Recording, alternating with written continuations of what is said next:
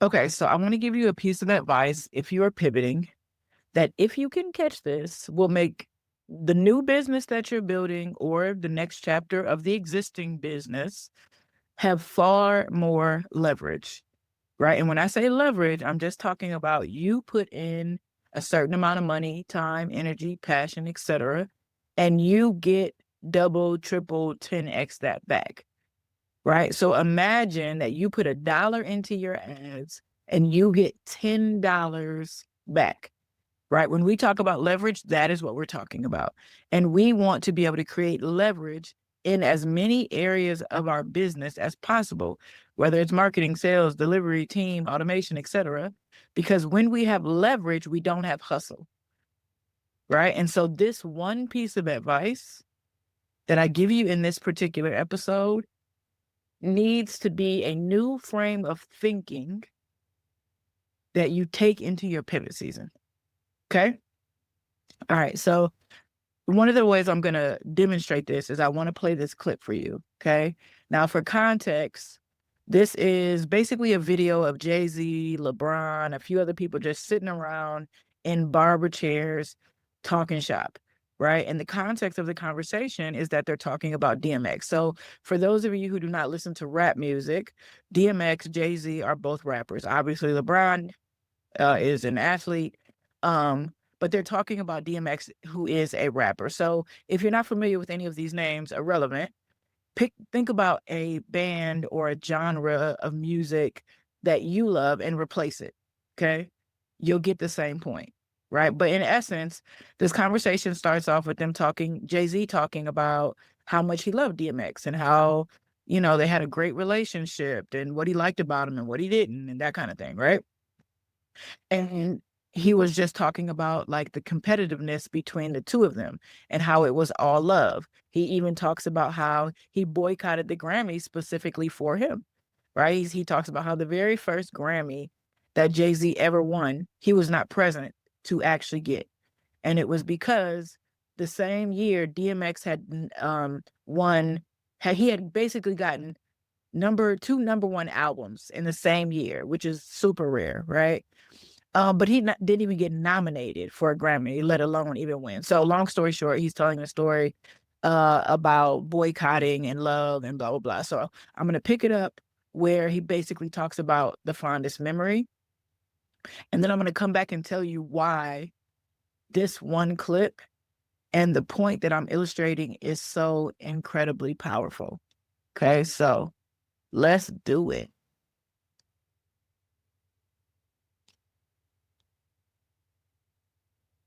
Or passion. My fondest memory of DMX is he improved my stage show. Remember, rap tours wasn't going on at that time. There's no rap tour before. Maybe the Fresh Prince in the 80s or sometime, but there was no rap shows. Me, DMX, Method Man, Redman, John, The Locks, Miss Toys, Pat. First night, around 60 sold out. Everyone has a great show. Method Man, the flying in the audience. Right. They were incredible. So everyone's just so actually about to go, and I'm like, I want to see it. I have to go for you. Yes. Let's go before. Yep. Let's go before. And then he goes, and no, when that goes, bring on deafening, like, the other thing, like a Alizé and NOC mix, it looks like blood. We're like drinking blood, right? And running back and forth. Halfway through the show, anyone takes his shirt off. And the chest is all turned or don't change. Oh, nuts, right? And I'm like, God going crazy. Now the girl was all crazy. And then he gets to the end and he starts, and now I'm like, right. Yes. Hold on. It's 5 years. And I'm like, they're like,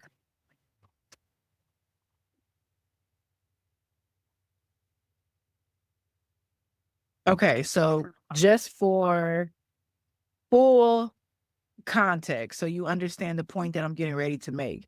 The overarching point that Jay-Z was making, other than the fact that he improved his stage show, is that they have two different styles of rapping. DMX is loud and, just boisterous and blah. And Jay-Z has a completely different style of rap, right? And so as they're on this tour and each performer is going back to back to back, he had to follow this incredible performance where the whole crowd is going crazy, right? So that's the context in case you did not catch that.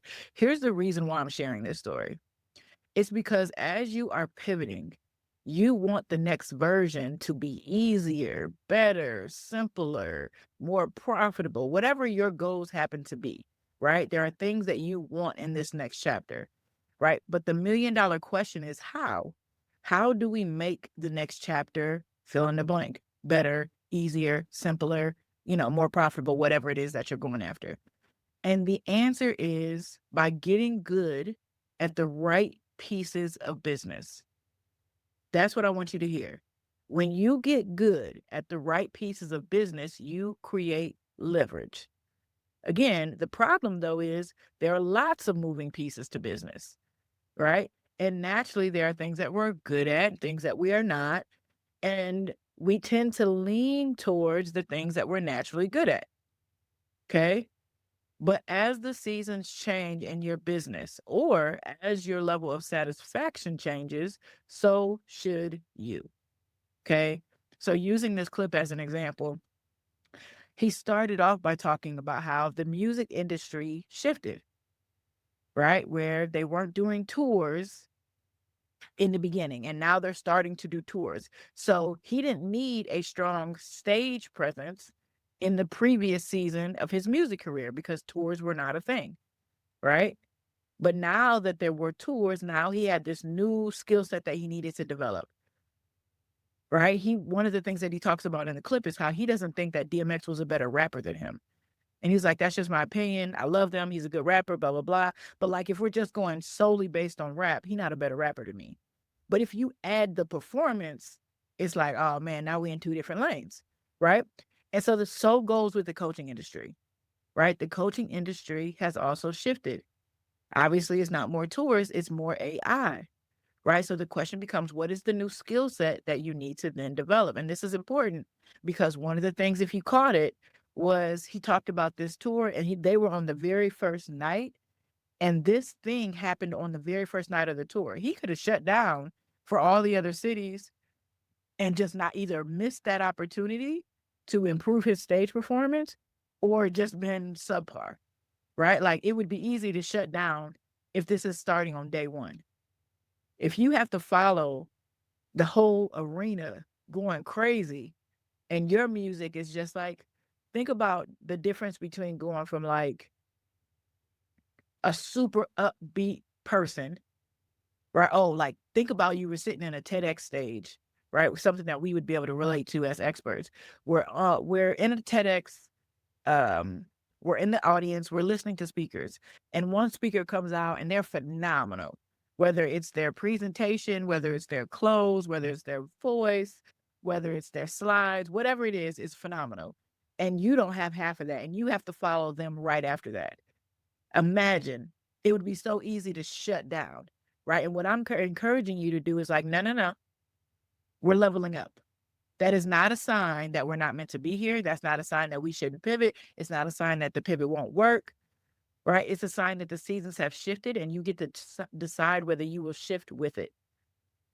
And let me just add this. Sometimes it's not even a shift around the industry, right? Because I know everybody's scared about AI, but sometimes it's not even a shift in the energy in the industry. Some of this is like things you knew you needed, but you never did. They're not really new. So the thing I think about is that most experts are decent at delivery. They're already experts in their craft, right? But they're not that great at marketing, or they're not that great at sales, or they're not that great at leading a team, right? That has nothing to do with the industry shifting. Those were skills we just never developed because we didn't want to, or because we were distracted or fearful, or whatever our reasons were, right? We talk a lot about this in our framework of going from practitioner to pioneer, right? Which is basically going from the doer, right, in your business to the industry leader, right? And it's one of the hardest shifts for people to make, to go from doer to thinker. right? You will naturally default to practitioner, which is the thing that you've always done, like the thing you're already good at. You will naturally do that, especially as things get, unknown or hard or whatever, right? What we want to do is get out of default and step into design, right? When you are actually designing the next chapter, it makes it easier to step into the pioneer that you actually desire to be. And when you're stepping into the pioneer, that's the thing that is required for the goal that you're going after, right? So in our 1-year program, one of the things that we do is we develop a PD plan. Sometimes we call it a PPP plan, which is just a personal performance plan, right? So that way you don't default. You step into, because it takes real intention. That's the key. It takes real intention. It's not that it takes intensity. It's not that it takes tons of effort, but it does take intention for you to become the person who can do this, to go from, oh, I'm already a good rapper, but now I need to be a good rapper with great stage performance. Oh, I'm already a great expert, but now I need to be an expert with fantastic marketing or a fantastic fill in the blank with whatever matters to you, right? The plan that we help you create is so you actually know how to live by design, not just because you know that you should, right?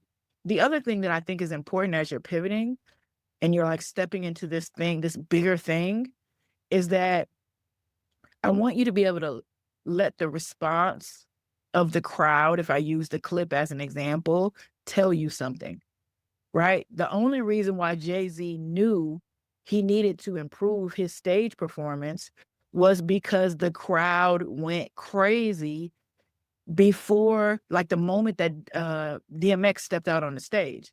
And it was the crowd that he was like, hold up, what's going on here? Right?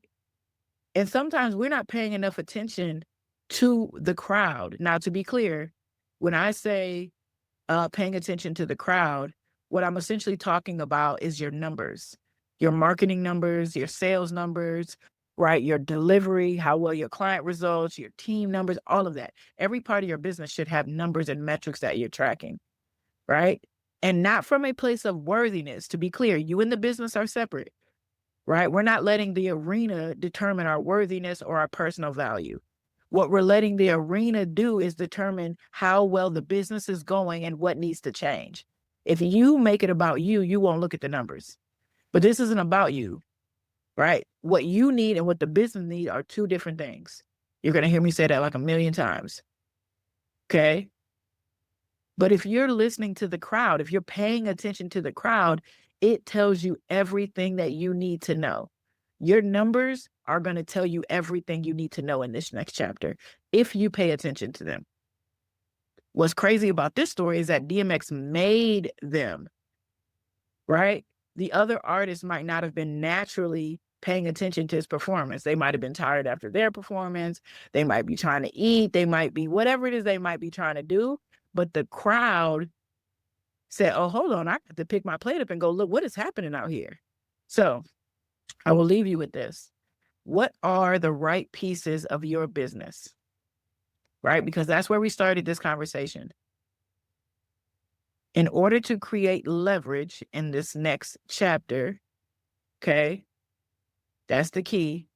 You have to learn to get good at the right pieces of your business. So the question is, what are the right pieces for you? Right? What does move the needle? Are you actually focused on those pieces, or are you just aware of those pieces? And are you intentionally paying attention to the arena?